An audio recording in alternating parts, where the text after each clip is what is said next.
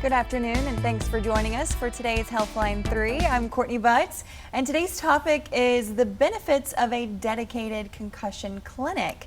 And joining me today to talk about this is Dr. Sylvanus Lee with the Orthopedic Clinic in Shreveport. Thanks for being here, Doc. Thanks for having me here. Absolutely. Okay, so you are at the Orthopedic Clinic in Shreveport at the Portico location. Correct, right across the street from the Piermont Hospital. Gotcha, yeah, really easy to find you.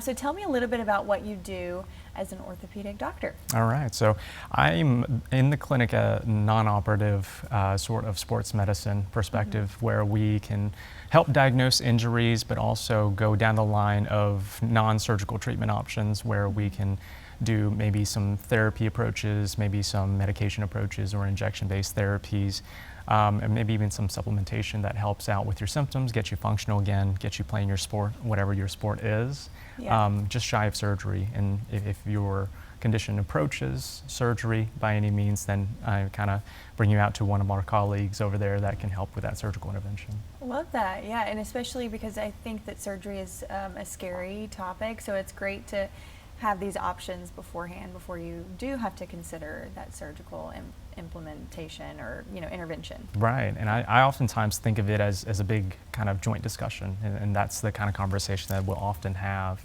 is, hey, what are your goals for? What are we doing?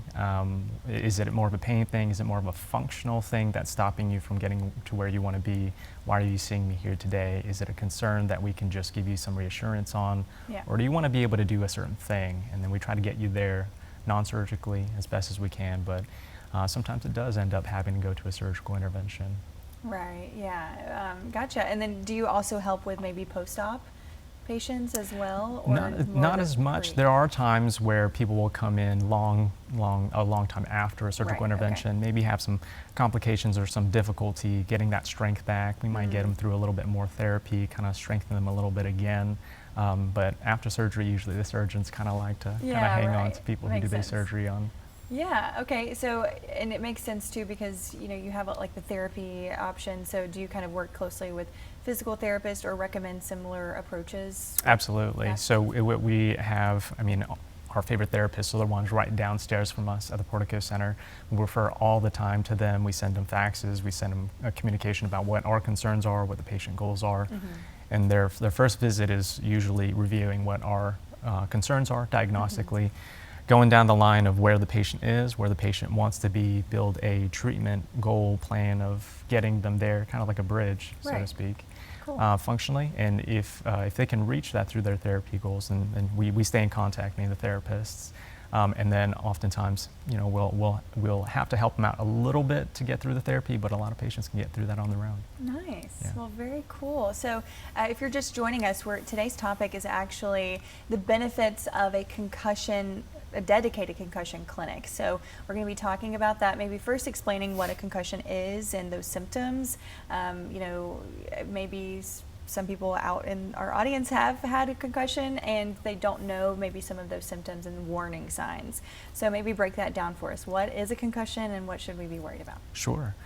So concussions, they're kind of complicated and they've kind of shifted over the last couple of years. So it's understandable why it kind of feels a little confusing. There's labels that used to be there and now they're kind of gone. And so the most recent agreements, I'll say, is that it sits on this spectrum of injuries to the brain that we call traumatic brain injuries, right? So they used to put them in categories of mild, moderate, severe, that sort of thing. We've kind of taken those labels away just so that we take each one as seriously as it ought to be taken.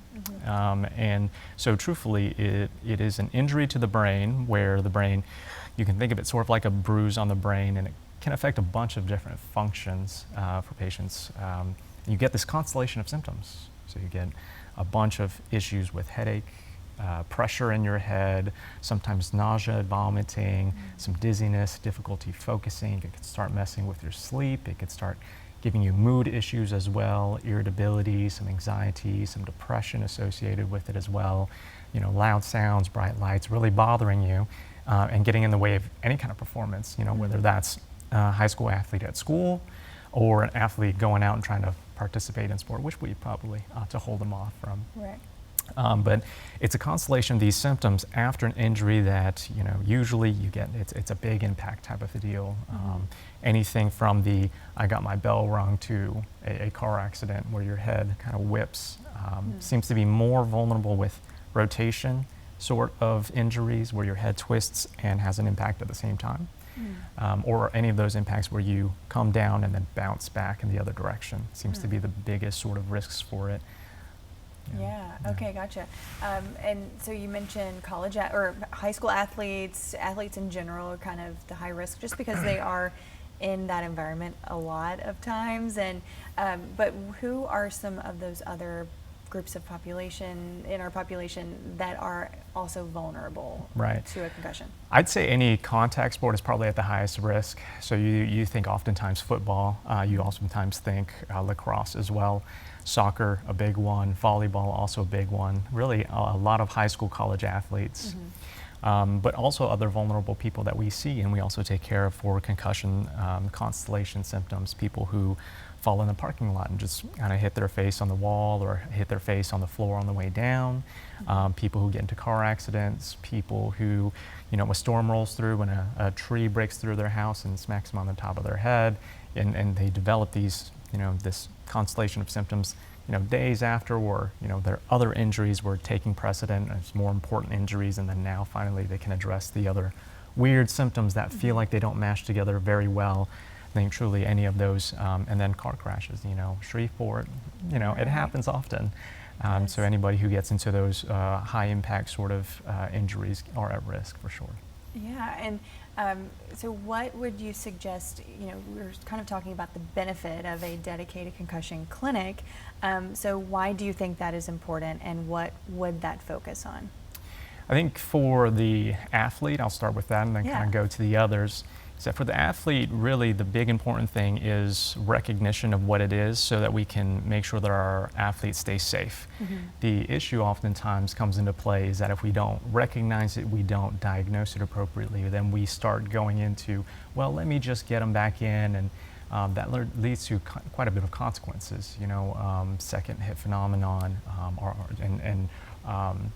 post-concussive syndrome are two real big things that can happen when you mismanage concussion.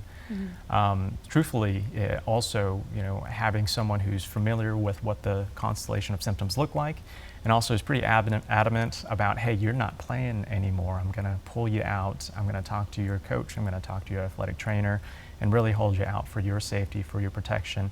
Not only to get you in sooner, faster, safer, but also longevity-wise, 40 years down the road, we're not dealing with these chronic sort of issues. Right. And are there not many dedicated concussion clinics that you know of around the area? Yeah, not so much in the Shreveport area. It's an area that I think is definitely underserved. It's an area that I think in the area of Shreveport, even Bossier, has a little bit of less presence of specialty care for. So it's something that we're definitely trying to work on and fill in a gap for definitely patients who have a need in trying to get back into their sport safely. Yeah, okay, good advice. So Healthline 3, if you're just joining us, is where we like to focus on ways to live a healthier, happier, and pain-free life. And we've got those phone lines open. That phone number is right there on your screen, 318-219-4569. And we're going to be taking your calls and answering any of your questions about concussions or any of those, as you mentioned, the constellation of symptoms and maybe treatment options. And so we have those phone lines open. Give us a call, but when you do call, make sure you're in a quiet room with your TV turned all the way down so that we can hear your question. Okay, so on the flip side of that, we just talked about the benefits of having these clinics. So what happens if you don't manage or treat a concussion properly?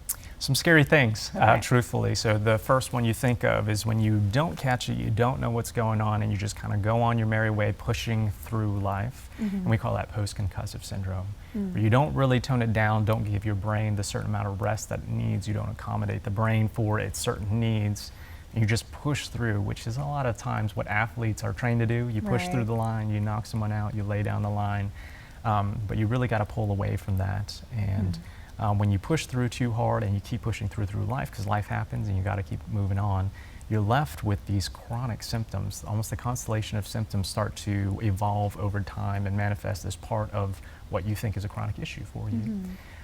The second thing that we get concerned about oftentimes is something called a second hit phenomenon.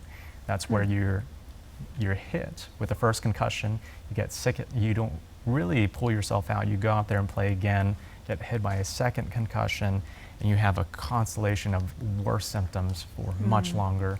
Sometimes a course that might have lasted 2 weeks or so ends up lasting months.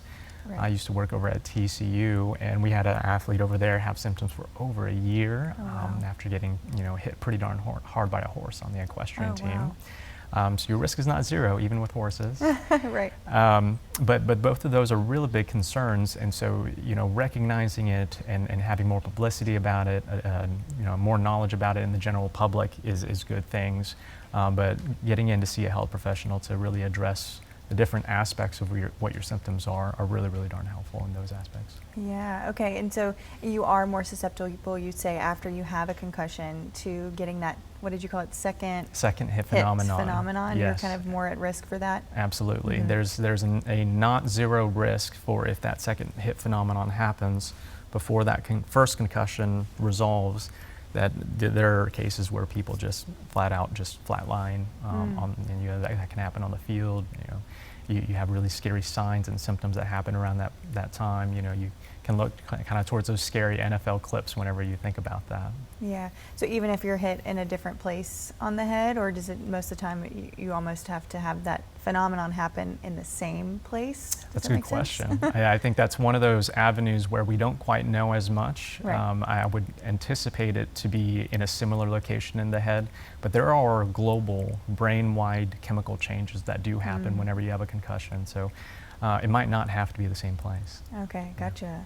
Yeah, this is pretty interesting stuff. I feel like we as a culture are more aware of concussions and the just the real consequences of having them. Maybe more so in the last couple of years. I feel like maybe we didn't really know much about it. Would you say this is kind of more up and coming? We're learning more every day. Absolutely. I feel like I'm learning and reading more and more about it, and it kind of shifts every 2 years or so. So staying on top of it is part of what keeps me an enthusiast for it. Specialist is a strong word, but you just stay on top of the research as best as you can. And try to have the most current evidence for maybe what treatment options or supplements or treatment modalities you have available for it. Right, okay. So I think I would wager a guess that most everyone has probably hit their head on something at some point. You just stand up too fast and you hit it, on something above you that you didn't realize was right there. So when should you be more safe than sorry and just go talk to a specialist immediately, or when should you worry? Those days after, as you're kind of looking at those symptoms, what would you give someone advice on if they just recently, hit their head, banged themselves up recently?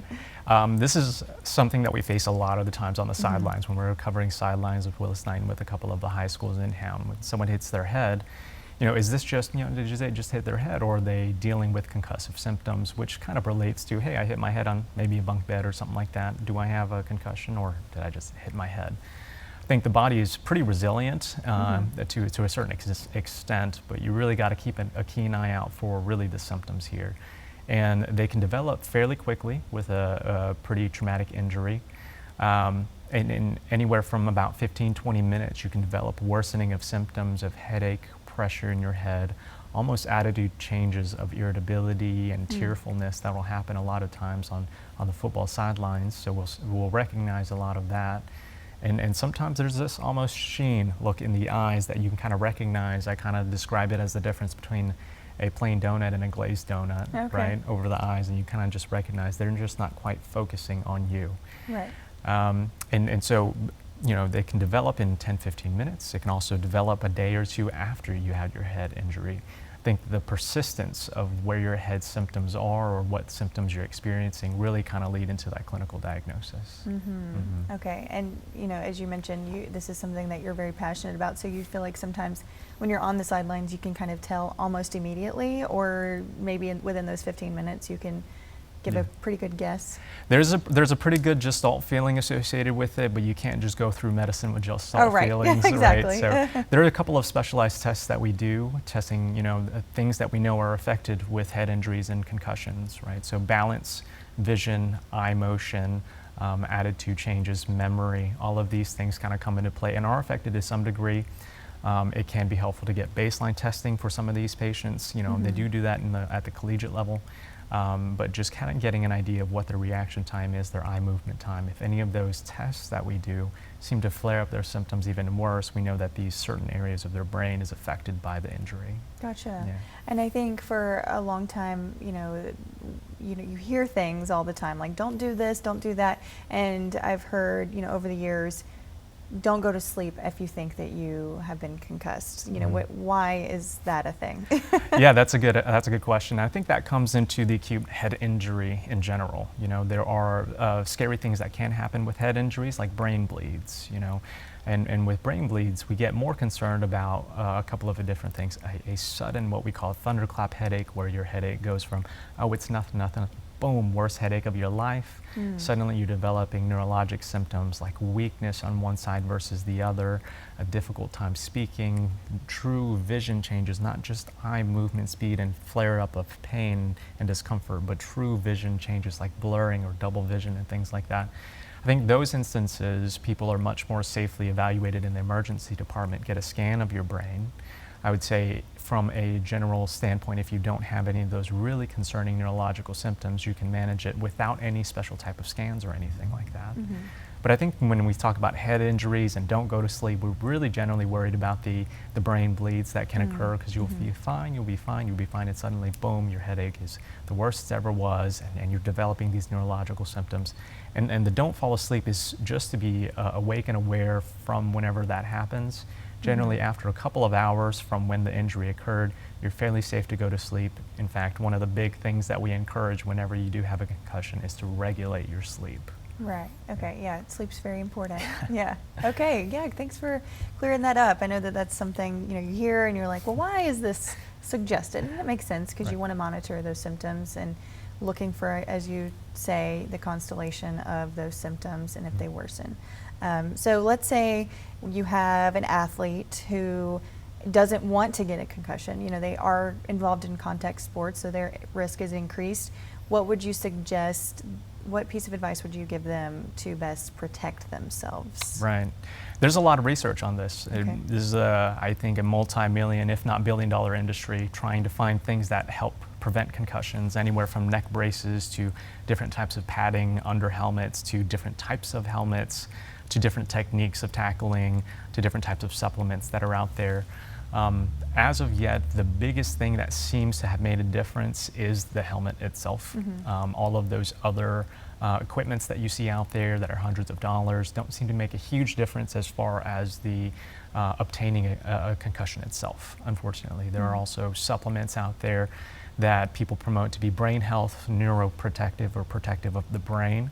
And getting you into a place that might decrease your risk. I don't think the research is quite out there yet, so I can't really encourage that. Right. If you do kind of proceed at your own risk, that sort of thing.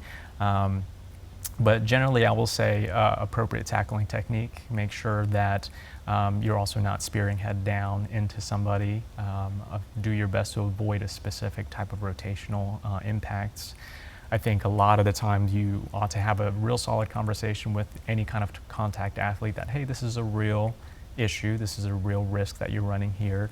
Make sure that you're doing your sport right, one, two, recognizing these symptoms and addressing it sooner rather than later whenever you do develop the symptoms, and then almost manage it retroactively. Yeah, okay. And the whole topic of what we're talking about, a dedicated concussion clinic, I think that really does kind of prove to your point that having professionals like you to bring awareness of how severe it can be. Of course, people that are in contact sports, I'm sure that they know, but it's always good to be reminded of those best practices. Right. Yeah. Right. Absolutely. Yeah. Okay. So I have another question. So you talk about the supplements as far as the treatment, and we just talked about the supplements for preventative. There's not a lot of literature that support that. Right. But the supplements from the treatment end, can you speak to that? Absolutely. So there's some evidence that certain amino acids are pretty helpful in the acute phase after you just start developing symptoms of a concussion. Potentially bringing you back a little bit sooner. So having the appropriate protein intake, so that's something that we recommend for all athletes, not just ones who have had a concussion. You got to repair from all the damage that you put into the body, right. build up the muscle and everything like that. So you should be on an adequate amount of protein to begin with. Second thing seems to be fish oil. It's an interesting one. It's not necessarily the fish oil itself, but one of the molecules in the fish oil that's in there that seems to be a little bit more neuroprotective or an anti-inflammatory specifically within the brain, and seems to have some promising evidence. That's one of the things that we're, I think, an avenue of research for sure. Yeah. Third one is creatine. You'll see that one often used as a supplement for any kind of athlete, for muscle growth, hypertrophy. It helps a lot with cognitive function as well. You'll notice if you look into the research for creatine monohydrate. So that seems to be one of the other supplements that we can add on board that might kind of expedite the recovery time for you. Yeah, very interesting. Okay, and so that's something that you would discuss in your clinic and maybe you would recommend to kind of help get back on track. Any other medications that are recommended or therapy techniques? Right. So one, I say avenue that we oftentimes go down is trying to fix your sleep. Melatonin is a really helpful one for that aspect. I use it myself. Whenever you're sleeping off cycle, going to travel or anything like that, getting your sleep cycle back on board.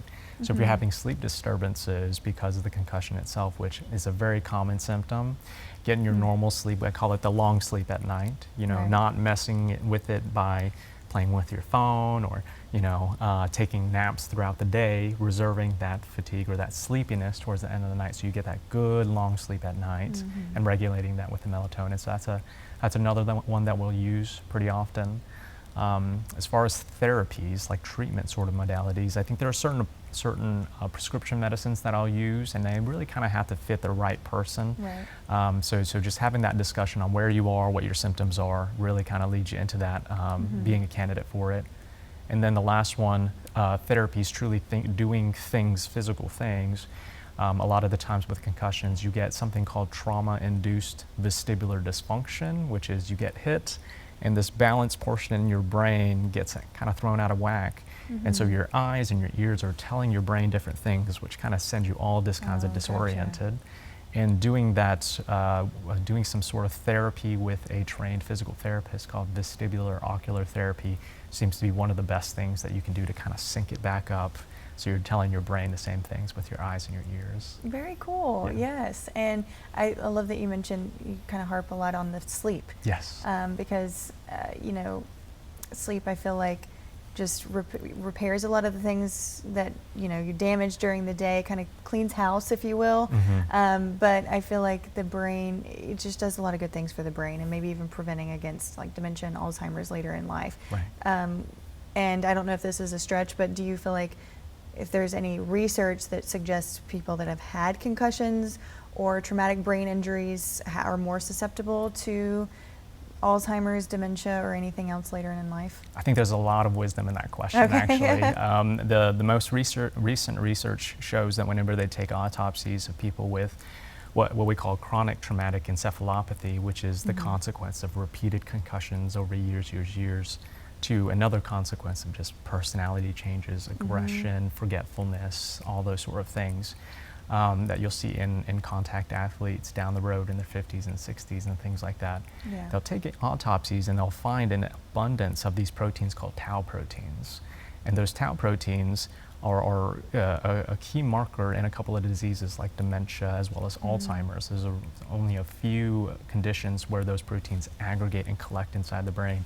So similar, it's the same protein in both of them. So I wonder if there's more of a connection than we have always thought there were. Yeah, and like you said, we talked about earlier, I feel like this topic is growing more interest, and it's not as maybe taboo to talk about. I feel like several years ago, it was like, that doesn't happen, and so I feel like maybe now, hopefully, moving forward, we'll be able to really see if there's a link, Right. That's really scary. But Yeah. go ahead. I mean, oftentimes that's what a lot of my visits are. Really, you take it serious, right? Yeah. This is something that you're going to have one brain. You're going to live with one brain for the rest of your life. You know, I say this to a lot of my athletes who come in and they're real agitated and anxious, saying, "Hey, why are you holding me out?" That kind of thing. I want to go back. I say, "Hey, listen, if you busted up a kidney, I'd say, sew up that kidney, go back out there. You got two."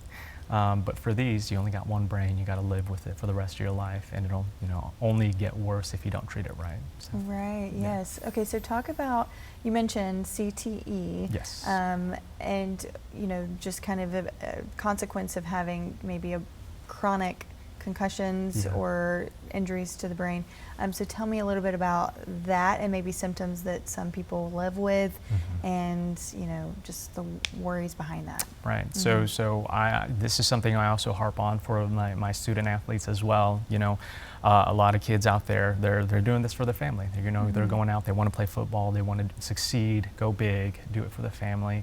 And so a lot of the times I'll harp on them and say, hey, listen, you look at these guys who are not being managed appropriately, and what is the outcome? And they're not being held out from the sport and going through the right protocols to get back safely. You end up with subsequent concussions. You end up with potentially that second hit phenomenon where you're dealing with these symptoms long term, or you're dealing with something that is kind of creeping and getting better, getting another concussion, creeping, getting better, getting another concussion.